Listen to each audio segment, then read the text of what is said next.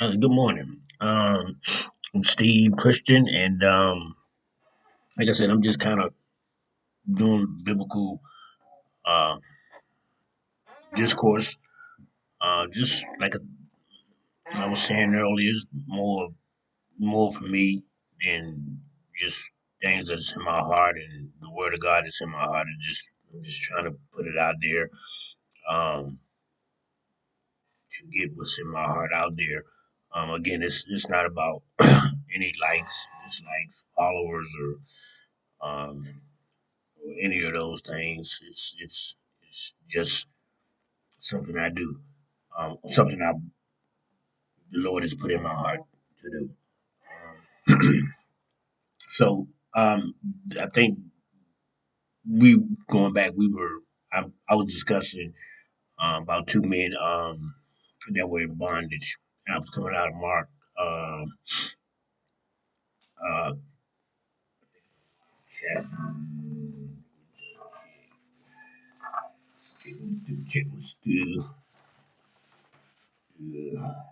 Mark 5:1 through 4 and verses 15, and Mark 14:33 through Mark 14:33 through 36. And we're talking about if it wasn't for the grace of God, a fellowship, right? A love of another fellowship. Talking about two men in two different states of bondage. Um, I was also, and those two men were um, the man that was in the tombs with 6,000 spirits and the bondage that he was captured in, and then there was Jesus Christ, and the bondage that he was captured in, was held bondage and not captured, held bondage. Um, both, um, excuse me for that, held bondage, and his Jesus was in bondage to the flesh body. So I'm kind of trying to line up the parallel stories of these two different men, which actually had an encounter. They actually met um, down the road, and we also try to tie in the words great mercy and grace, and the um, how one was um, looking for mercy, and the other one was about to walk into his grace through his faith, through both of their faith, which is key. So, um, so we're at a place now where these two men are about to meet, where Jesus had landed on this island, and uh, the guy with 6,000 spirits are he's living in the tomb, right? He's not, you know, he's living among the dead, that sort of thing, and the dead, he's in the tomb.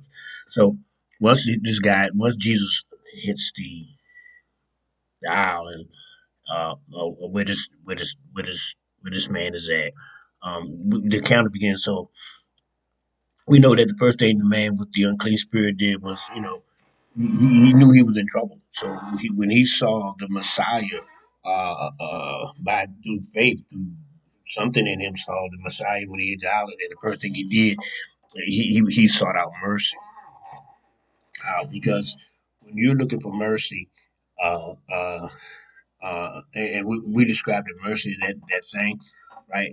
That you're getting a pardon. I don't even want to use the word pardon because it's like it's stuff that's going on uh, in our country right now. I don't even want to use that pardon, but I don't even want to use that word. So you're whatever offenses you've been guilty of, God removes that with um, your conditions, right? So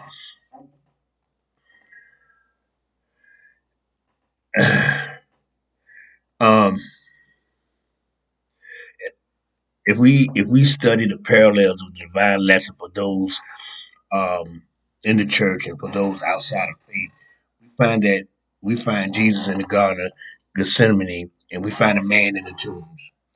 And so the comparison would be where Christ in Christ in Gethsemane was going to God the Father because uh, Christ's time of crucifixion was about to come, right? And and Christ went to a place to pray after the Last Supper, and he was like, pretty much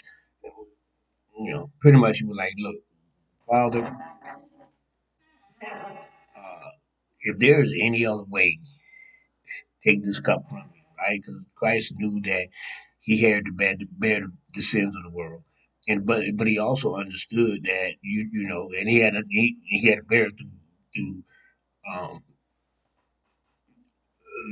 through the process of going upon being hung on a cross, and all the things that he had to go through. So he understood fully uh, what was required of him, what God was requiring of him, and he basically was like, look, he basically like, look, if there's some other way that we can do this without me got going through this, Lord, let there be some other way. Yeah, and once he got to that point of prayer, and he talked to the Father many times, that we noticed that God went into silent mode with Christ, right? He from that point on, uh, he didn't respond back to him. He just didn't respond back to him. So so Christ he's in a garden, right? And he's about to pray because he understands that he's gonna go from a garden to a tomb. And now we also find a man in the tombs already there. He's alive, but he's above ground, but he's dead spiritually. So we both know that both of these guys, they were men. And we also know that they were both in a place, in a place of anguish, at the same time. And and Christ was in a garden, was in a place where many people would like to look at, like to visit. People like to go to gardens and look at stuff like that. And the guy that was in the tomb brings, the tomb pretty much brings forth fear of the unknown. Gardens make one happy or cheerful, and it brings brightness and warmth to the soul. And a tomb is a tomb is a reality check, right? When you go to a graveyard, it's like a reality check. Like, man, this is real. This is a real deal, and it makes you reflect back on your morality. It doesn't make you analyze your success as much as it makes you analyze what you have accomplished, right? When you go to tomb, you ain't like, man, I've done this. What the good positive things make you think about the things that you have not. It's a reality check of your personal inventory. People normally don't visit tombs as they would a garden. One brings forth the reproduction of a planet life, the garden, right? And with the tomb, one is brought to it in planets, right? One man came from among the tombs. Uh, the other man was about to enter the tombs.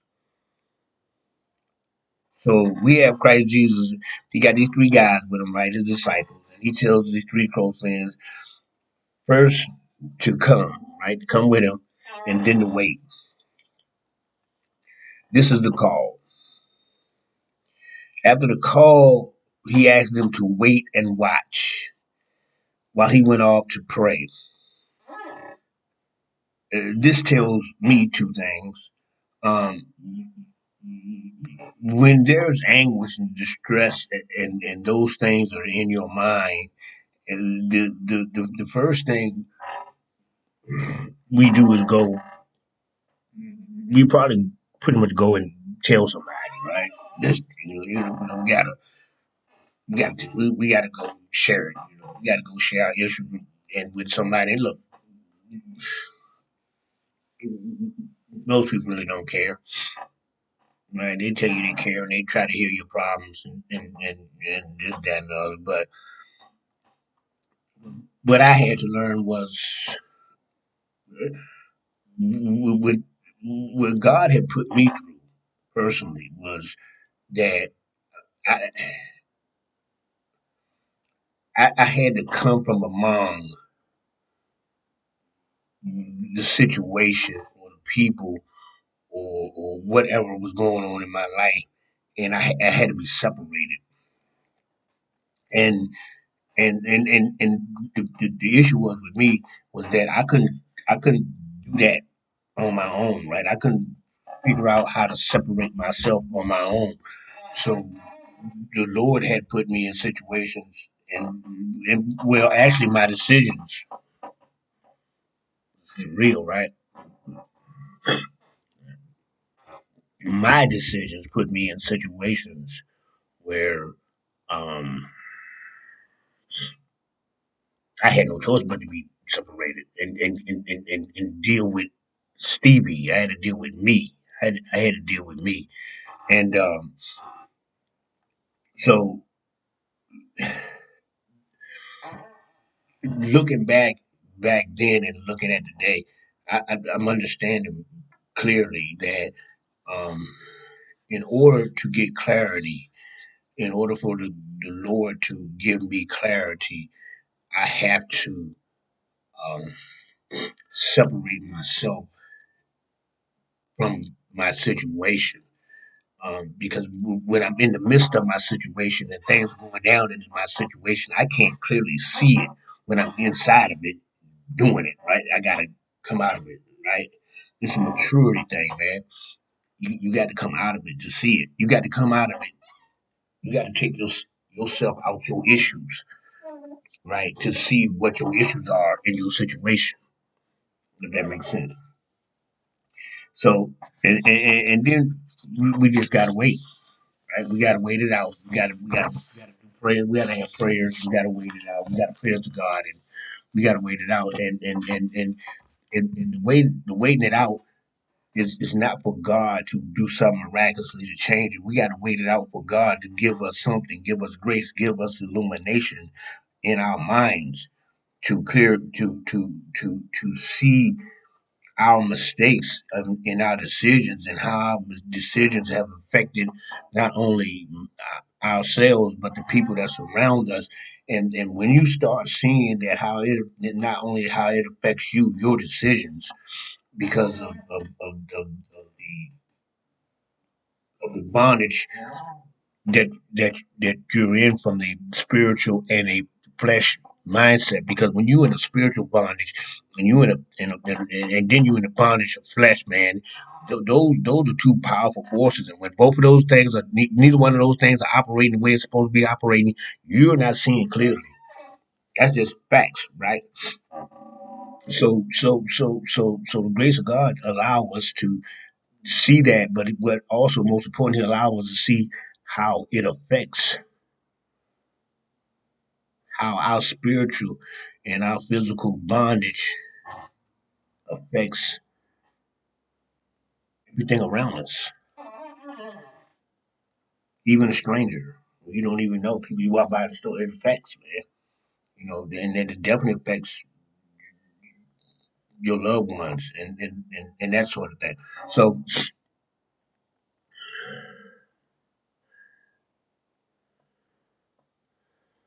so when that happens, it's when we understand that we have been that we are separated.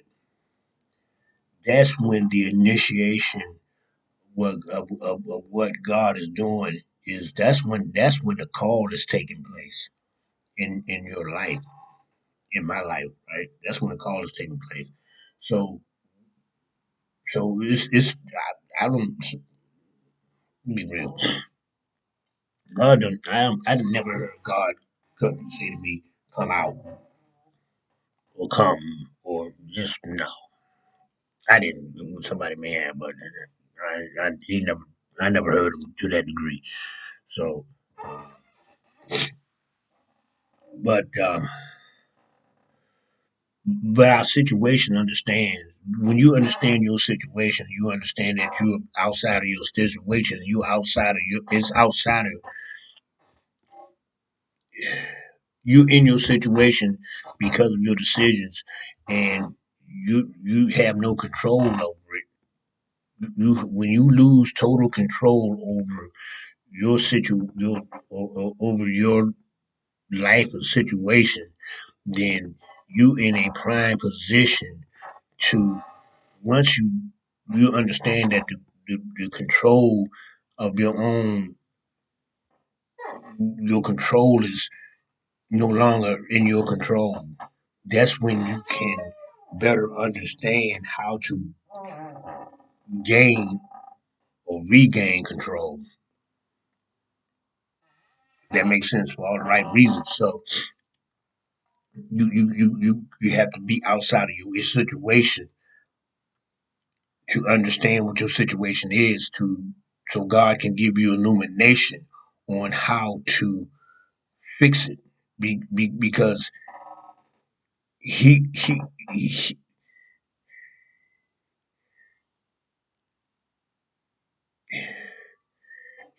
he has blessed me enough to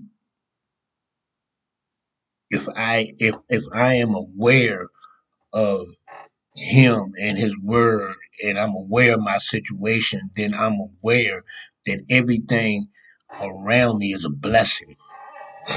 All the people is a blessing. Every my situation is a blessing, right? Everything is a blessing if I understand how all things work for good and how my approach and my approach allows me to operate and with all the different moving parts, the different people.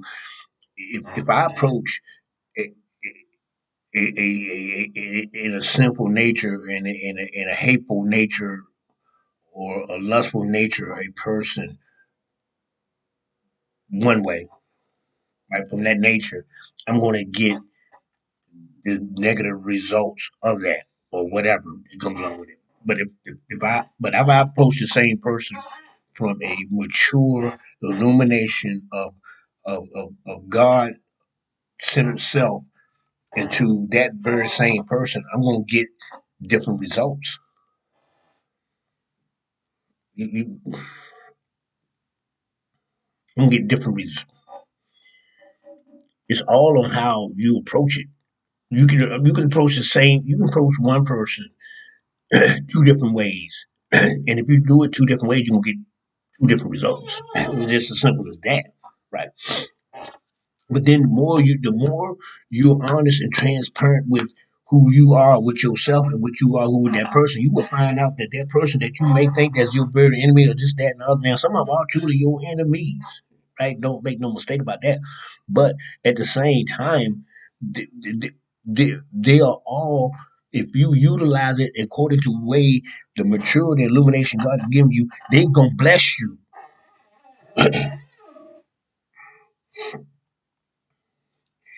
and they're going to help mold or design or get you to where you need to go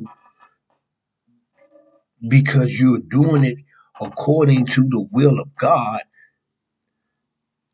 not by his will to control them or God's by the will of God's mind, God's revelation of Himself in your mind, which is illumination, which is His will, His working His way.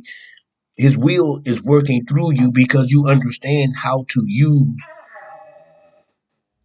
what's up here. I don't know if that makes sense. I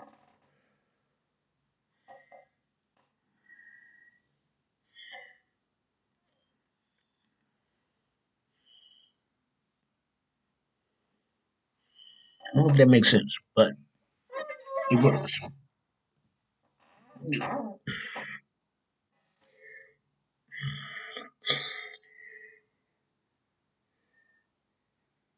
He works.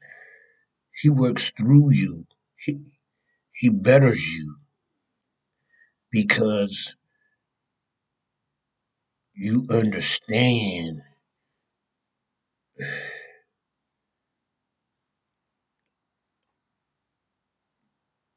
how to make the right decisions according to your moral concepts of of who the Lord is and his expectations.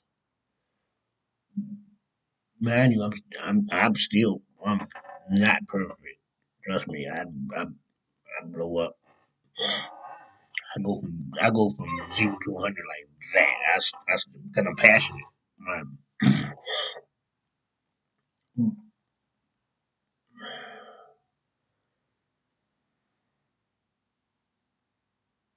but yeah, let me let me keep this thing moving. So when we're separated, when I become separated from all those things, first thing happened was I was really soft, because I didn't want to leave those things behind that became a part of of of of of a bad fellowship, right? The people hanging with the fellowship, the relationships with uh, people that I thought was my friends. Look, man, I straight up tell you, every I probably I don't associate with nobody on Facebook, nobody, or I may have one that I went to high school with. They are they are no consequence to be in my life right now. What happened back in 1982, 84, 85, 86 is gone. We have nothing. We have nothing to this day. We have nothing in common. We have nothing to talk about. It's not that I'm better than them. It's just that them days is over. You know what I mean? I don't even go back to that. So, but it was hard. Like, it was hard letting that go. Letting that go. Cause I grew up with these people, man. Grew up with these people, hung out with these people, man. Smoke weed, smoke dope, smoke coke, drink, had some fun. We had some crazy. We had some fun. We had some fights. Uh, yeah, man. I don't go back to that. Mm, I don't even. When the notice come up, happy birthday, I don't even send. I don't even go back. The notice say, "Well, so and so birthday today." I don't even go and wish them happy. I don't. Most people, I just really just unfriend them, unfollow them. I don't even want to know their birthdays. So it's gone. So so for me, it was the only life I knew, I that I ever knew. The laughter, the fun, the family, the friends, and the glamour of being rebellious. Uh, some more than others. The thrills of drama, the excitement of sin. I did all that. Even though Jesus was fully man, we had relationships, uh, family, friends, students, disciples, and yes, he even had relationships with his enemy. Right? He had to leave all those things behind. When he got to Gethsemane, he had to leave all those things behind and separate himself. Right? Why? Because he could never look past the fact that he was also he was fully divine. He was in flesh, and he was a fully divine God, spirit. He was spirit first, and then he was man. He was spirit first, then he was man. So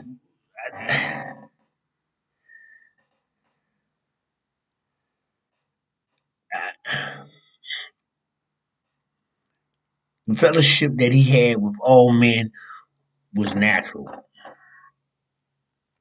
but Jesus came forth so all men could be reconciled back into God through him, because God is a spirit. God never failed man. Man failed God. God never fails. God does not need man. Man needs God. Right? Man needs all of us need fellowship. So in order for man to have a relationship with God, he must do it by or in the spirit.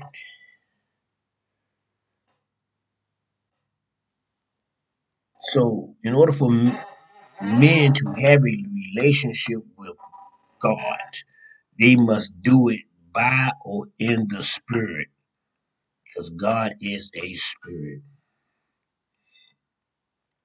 By the way of atonement or sacrifice.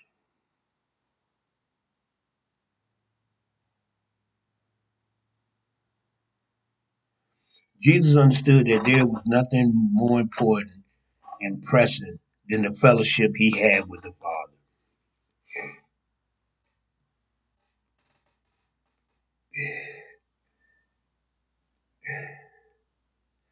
Jesus understood that there was nothing more important and pressing than the fellowship he had with the Father.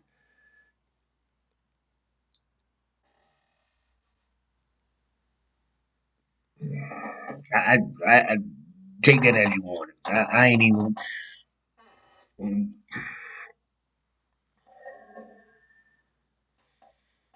That's something. I'm not even gonna try to nail that and sink that in. If you can't understand what I just read right there, Jesus understood there was nothing more important and pressing than the fellowship he had with the Father.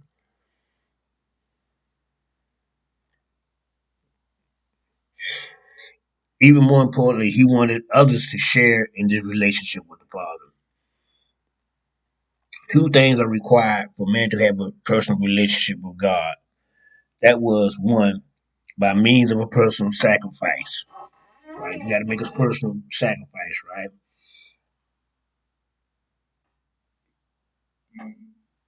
Finding mercy.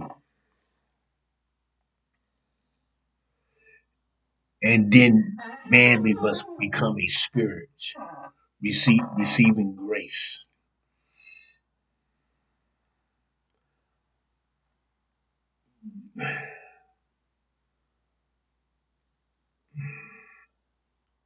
The personal sacrifice is saying,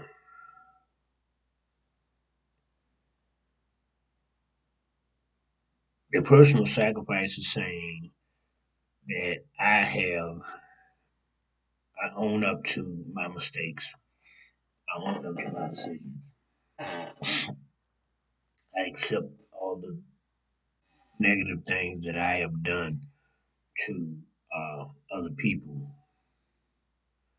I don't need to be a part of a cult, a drinking or drug class to say uh, to make amends. You got to go back and say this and apologize to that person. No,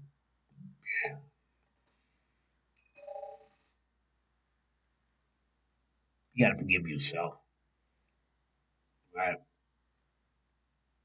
You got to forgive yourself. That's just it. It's not even It's not even really about you got to forgive yourself. But at the same time, it's more important. It's not even just about forgiving yourself. What's more important is you saying, "Look, yeah, I did that. It wasn't right. It wasn't nice. It wasn't whatever. I did that. I feel bad about it. I did it. Own up to what you've done. That's it. You own up to what you've done. That's the sacrifice right there. Owning it. Whether people accept you that you, People could stay hurt all day long. You know what I'm saying? Some people forgive you, some people stay hurt, some people hold it. And you can't hold it because they still holding on to it. You can't hold it and like jump through hoops to show them that I'm sorry. No, if you can't you can't move on and let it go, then that's on you. You know what I mean? But I'm not gonna allow you to hold me bondage or hold that bondage to me because you can't let it go.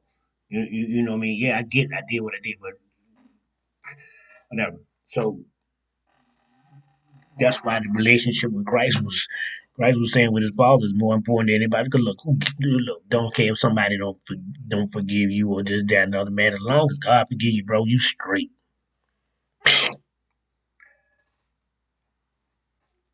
straight. That's the only fellowship that matters above all fellowships, bro. That one right there with God the Father. So you gotta own up to it, right? You gotta own up to it. You gotta own up to it, what you've done. And then you gotta say, you gotta own up to it and say, well, you know what? I didn't like it. I didn't like me. What I did, when I did, what I did, what I did. I like what I did, what I did, what I did, because I did it, right? And I ain't understand it, right? But now that I look back on it, I reflect, and I look at it, and say, God dang, that's ugly. Dang, that's ugly. I did that. Man, that was pretty crazy, right? Yeah, but that's when you own what you did, and then you own it, and you more or less say, man, that was foul. What I did was foul. You ain't got to go out there and confess it to the world, confess your sin. If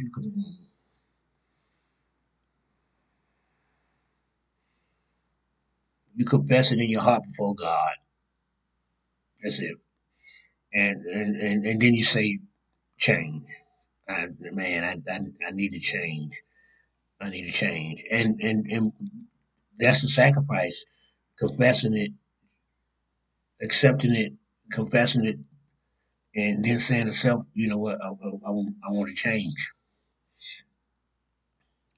This is where God brings forth the Holy Spirit, or bring the Spirit, or start bringing illumination to your mind. Right now, what you're about to do is receive grace. All right, I'm gonna put a unpack tack sack in that, and I'm gonna move forward. So I apologize for just not being really steady on where my thoughts at. I don't rehearse this. I don't practice this. You probably can tell, right? Like, they do what they do, crazy dude doing, man. He ain't play. Hey, man, I just let it flow. I just cut it loose. And I don't go back over it. I just send it out. I broadcast it. It just fall where it may. Right? It just fall where it may. And that's that. But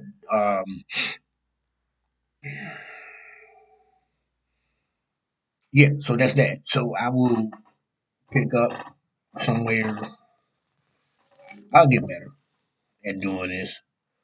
Um, I get better doing this.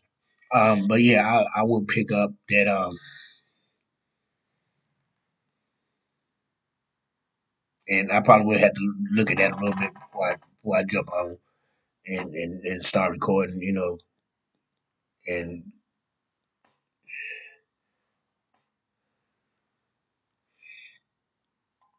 and we're gonna dive in about this guy in the tombs and Jesus Christ. So yeah, I'm just kind of looking at what's coming at me.